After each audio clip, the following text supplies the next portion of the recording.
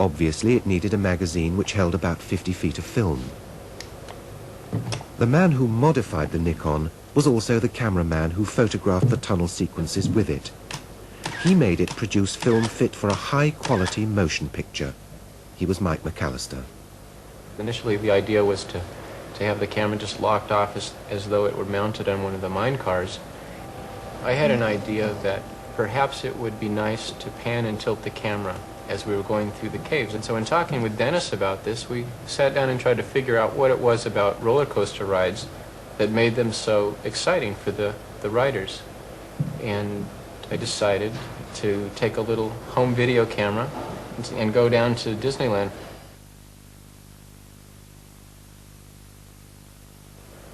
I shot a couple different variations with the videotapes. I shot first a version where the camera was locked straight ahead. But I'd remembered chase scenes that I'd seen when I was younger, that I was always frustrated to see a shot where the camera was mounted to the fender of a car and you could never see around the corner until the car was actually making the corner. And it never seemed natural to me. And then I would do a second version where I would anticipate the curves. Because I had a feeling that part of this, the danger and the suspense of this sequence would be created by trying to look ahead into the curves, trying to see what was around the curve before you were actually there. There were a few things that I captured on videotape while I was down there that I really hadn't anticipated. One of the things we learned, you're going straight up this really steep incline and you can't see anything but sky. And then as you go over the top of this rise, you see the horizon starting very low in the frame and it just swipes up to the top of frame. And it gives you a real feeling that you're about to plunge down into some sort of abysmal situation.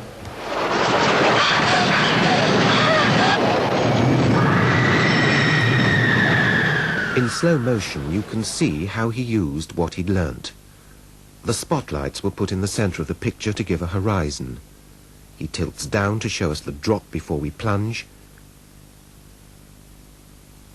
He shows us the dangerous corners before we get to them.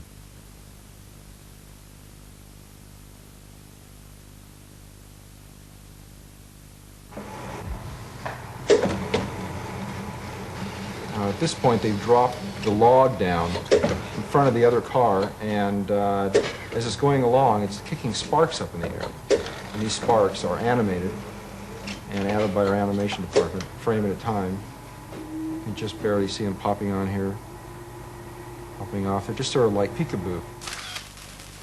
The sparks are simply photographs, transparencies of a sparkler in a blast of air.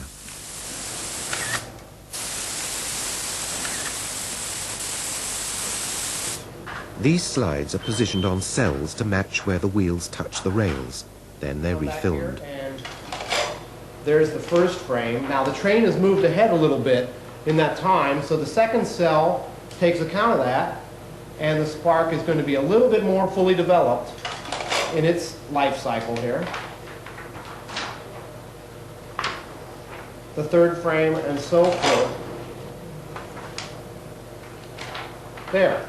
Now that is done with one 4-frame spark element on this scene. The sparks we added in these shots mainly to show the obstacle, to show the problem. Without the sparks in here, you didn't know whether to look at the log, to look at the other car up there, or whatever. But with the sparks, your eye goes right down there, and you say, hey, I remember that. That's a problem. And later on in the sequence, it's such a problem that it actually causes the car to flip like you see there and crash.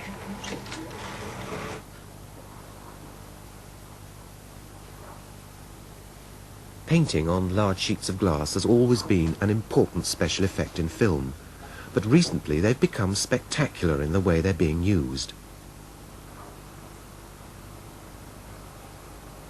Caroline Green painted this picture of a cliff. See if you recognize it when you see it again in a few moments.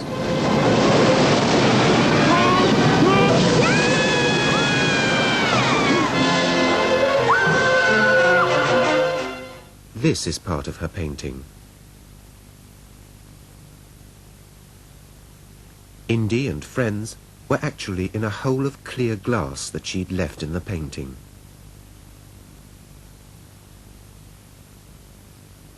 What you saw blended in here was this live action. Notice he pushes her.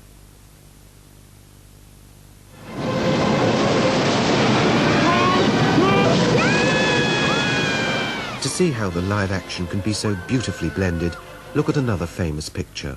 It's the main element of the Ewok celebration in Return of the Jedi. When the holes were filled with live action, this was the breathtaking result. To achieve that, the painting was photographed several times. The camera is loaded and programmed to shoot 78 frames. 78 frames because the planned length of this scene is just over 3 seconds.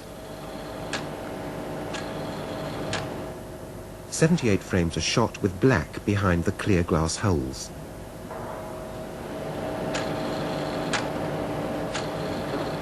After the first pass of the film through the camera, they remove the black screen behind one of the holes.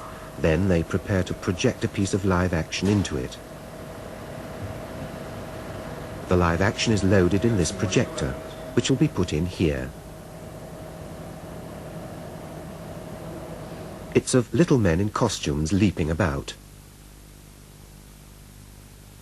The projector is lined up on the hole. Okay, Wade. How's it look? All right, we got it wrong. You want to go right. Keep going. It's a bit. Whoa. A little bit more. And then up, just a tad. Yeah, looks real good. Real good. Then the film in the camera is rewound for a second pass to be exposed again. This time, all is black save the frames of action. This movement is being added to the image of the painting already on the film.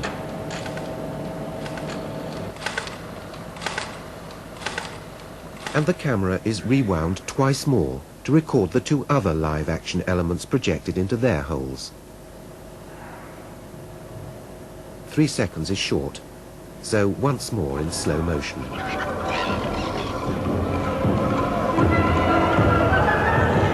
This painting, the Rebel Docking Bay, was designed to set a scene and lead into the activity in the bottom right-hand corner.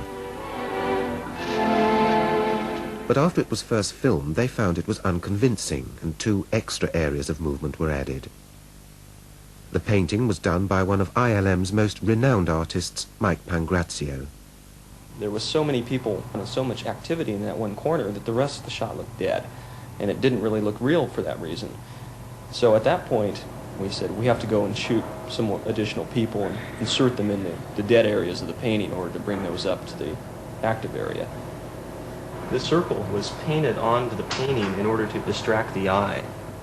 The yellow circle on the studio floor continues smoothly on the painting, so the joins are camouflaged.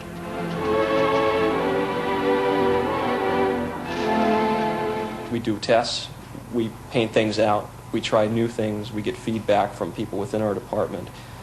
So it's a constant, ever-changing character of the shot, and how it ends up is sometimes a surprise to us.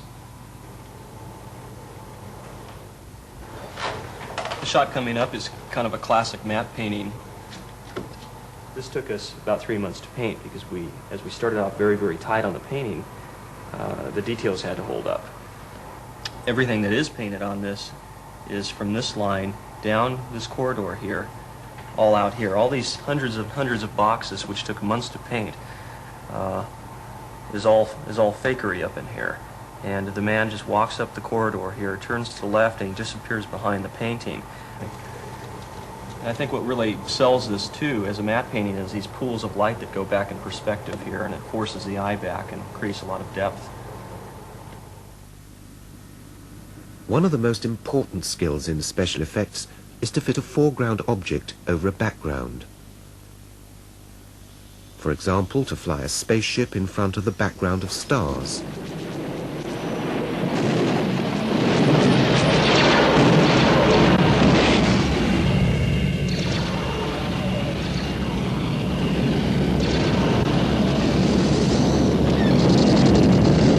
To have 2 people on a bridge fight in front of a painting.